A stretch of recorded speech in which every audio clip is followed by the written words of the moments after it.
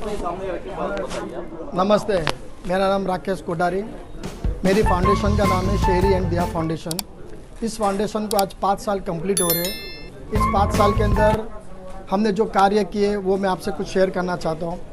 इस 5 साल के अंदर हमने एनिमल्स के बहुत से रेस्क्यू किए। जितने भी जानवरों के ऊपर एक्सीडेंटल या फूड की प्रॉब्लम होती है उसको हमने सॉल्व किया। और हमारा मेन मुद्दा है कि हमें अब शेल्टर हाउस खोलने की ज़रूरत है इन जानवरों के लिए। तो हमने गवर्नमेंट से अपील करता हूँ कि मुझे आपकी रिजर्वेशन प्रॉपर्टी कोई भी है तो आप मुझे महाराष्ट्र में दीजिए ताकि हम शेल्टर हाउस वहाँ पे बना सकें। तो ये मेन मुझे इस चीज़ की बहुत ज़रूरत है। तो गवर्नमेंट से मैं अपील करूँगा। और प्लस आप जो ये पेनल्टी एनिमल्स के ऊपर 50 रुपया रखी है उसे कम से कम इम्प्लीमेंट करके 50,000 रुपीज़ कीजिए ताकि एनिमल्स के ऊपर क्वालिटी कम होगी और जो लोग अवेयरनेस ज़्यादा होगा, लोगों को लगेगा अभी पेनल्टी ज़्यादा होगी। एक प्लास्टिक बैग की पेनल्टी आप 10,000 रुपया रखते हो और जानवरों की सिर्फ 50 रुपया, तो ये कहीं न्याय नहीं हुआ मेरे हिसाब से। तो मैं यही चाहूँगा, जियो और जीने दो, बस जीव दिया। संस्था किस तरीके का काम करती है? हमारी संस्था में हेल्पलाइन नंबर है, जैसे उस हेल्पलाइन नंबर का 1800-123-1137, उस पर हमें फ़ोन आता है। जो भी एरिया से एक्सीडेंटल केस होता है या कुछ भी जानवर को प्रॉब्लम होती है खाने की, तो हमें फ़ोन आता है। उस फ़ोन के माध्यम से हमारे वॉलंटियर वहाँ पे एज सुन एज पॉसिबल जाते हैं। और अगर एक्सीडेंटल केस है तो हमारे डॉक्टर है, डॉक्टर द्रोणा पाटिल, जो मझगांव में, वहाँ पे उसको लेके जाते हैं, वहाँ पे ट्रीटमेंट कराते हैं। और मेरी प्लेस है ग्रैंड रोड पे, जहाँ पे हमने शेल्टर हाउस बनाया है, वहाँ पे उसको टेक केयर करते हैं।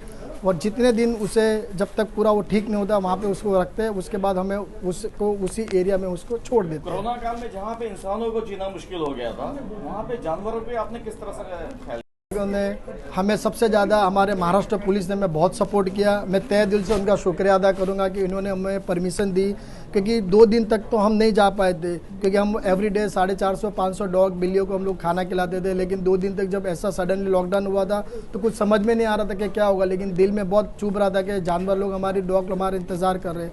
तो हम लोगों ने पुलिस वालों को हेल्प मांगी कि प्लीज़ रिक्वेस्ट करते हैं हमें आधा घंटा 1 घंटे की मोहलत दीजिए ताकि हम जाके खाना खिला के आ जाएंगे। हमें कोई बाहर घूमना नहीं है, कुछ नहीं करना। और बहुत शुक्रिया अदा करूंगा कि महाराष्ट्र पुलिस ने हमें बहुत सपोर्ट किया और हमें परमिशन दिया। और इस तरह से पूरे लॉकडाउन में हम लोग एवरीडे हम लोग जाते थे और हम लोग ने उनको जैसे रोज़ खिलाते थे वैसे खाना खिलाते थे। डेली कितने कॉल्स आते हैं आप लोग को, या फिर कितने एनिमल्स का आप लोग उपचार कराते हैं?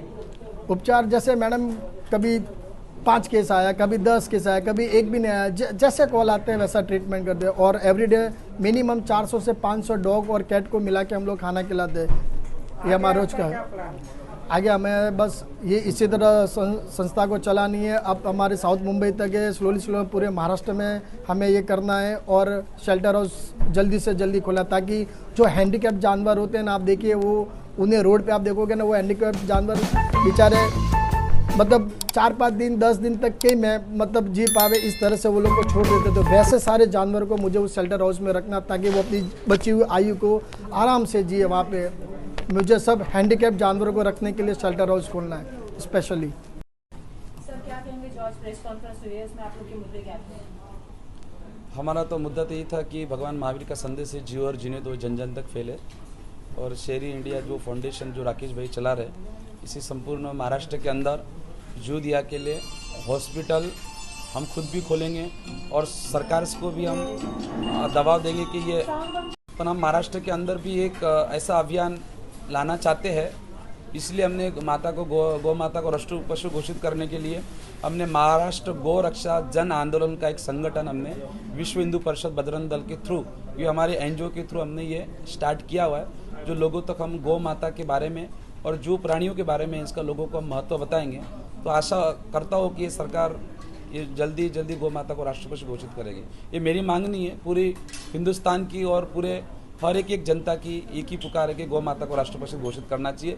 माता राष्ट्रीय पशु गौ माता के लिए नहीं, कोई छोटे छोटे जो जानवर है, जो जानवर जो मुक्त जानवर है धरती पे जो जन्मे हुए इंसान की तरह ही है, मैं चाहता हूँ कि थोड़ा बार उनका भी ध्यान रखा जाए।